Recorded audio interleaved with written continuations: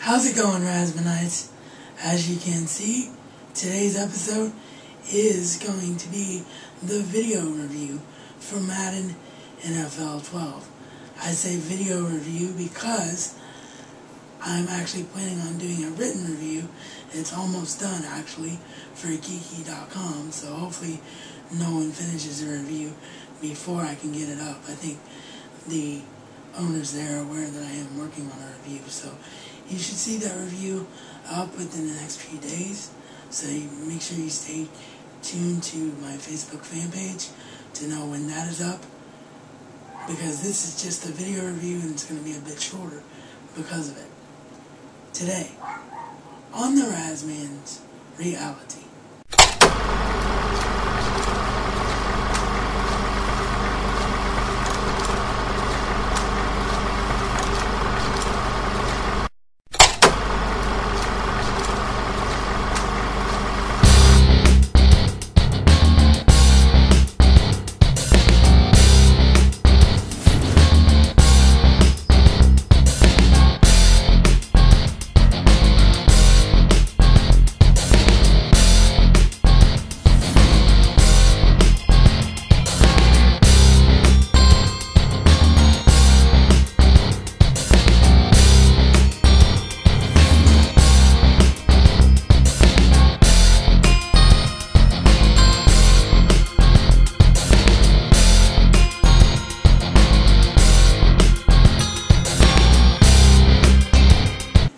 Sounds like I am going to have to apologize for Toby today. I decided not to do that every video anymore because sometimes he quiets down by the time I start filming, but as you heard on the outset, not so much today. So, like I said, I'm not going to go too in-depth on this, but I did want to do a video review because I know a lot of people expect me to do one now every year. It seems like I have fanboy syndrome when it comes to this game, meaning that I will recommend the game every year just because I love it. And I was determined that if the game wasn't good after a week or so playing it this year, that I was going to tell you, despite the fact that I would be angry at the fact that I felt like I wasted my money. But thankfully, I don't have to worry about that, because this year, Madden NFL 12 is the best the game has been in years. And its major replay value comes from its overall haul and presentation. The EA Sports worked hand in hand with CBS Sports, something that people were expecting with Gus Johnson doing commentary. They were expecting it to come, but I don't think anyone expected the level of which it came. They actually worked with the producers of Sunday afternoon football on CBS, the 1 p.m. and 4 p.m. games, and actually went with them and used their camera angles and their style. They got all their graphics. They even got the following telecast is brought to you by the NFL for private use of our audience. Any other use of the pictures, descriptions, or accounts of this game without the express written consent of the NFL is prohibited. That's how deep the presentation has gone in this game, and it literally does feel like you're watching a game on television. If the controller wasn't in your hand, you would swear you're watching a live NFL game. That's how good it is. So, with the presentation overall, does the gameplay follow suit along with it?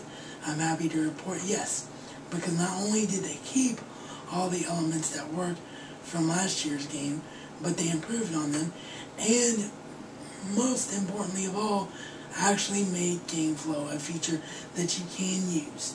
You can now have 15-minute quarters and still have the game finished within an hour, because you only have to make audibles once or twice a game, sometimes not at all, because the game flow system is realistic for each team, for each opponent, on each side of the ball, and it really does work and do what it's supposed to do and make the game flow and feel like a real game.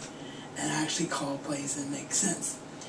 And the other big change to gameplay this year is that you're no longer sucked into an animation.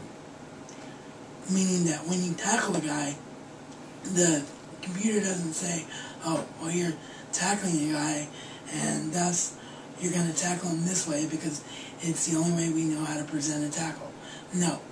What actually happens is that the animation doesn't start until you make a tackle, and the tackling system each actually has its own animation now. So the game got a complete overhaul. You'll hear me repeat some of this stuff today if you listen to today's edition of the Razman's Reality Radio Show, but I just wanted to reiterate it here on video. The game got a complete overhaul, and I can't recommend it enough. The only real drawback to it is that Superstar Mode continues to be stupid, and that means that you still only see your one player. I realize that if you're a quarterback, you're supposed to stay focused on yourself, but it makes it really hard to see downfield to tell whether or not you completed passes for touchdowns. And I wish that they would have Superstar Mode. Yes, make it about your superstar, yes, but use the same camera modes that are in Franchise Mode. Oh, and that's the other thing. Franchise Mode this year's got a complete overhaul. You've got future draft picks. You've got actual contracts that make sense. You've got teams actually going for players that make sense. Franchise Mode is amazing, but I will go in depth about it in the written review. So I hope you all enjoyed this video review. If you have any questions, leave them down in the comment box down below, and I will try to add them to the geeky.com written review when it goes up. But again, stay tuned to the Facebook fan page for when you can actually see that. This is reality according to the Razman. And Razman style. It's not just a catchphrase, but a way of life.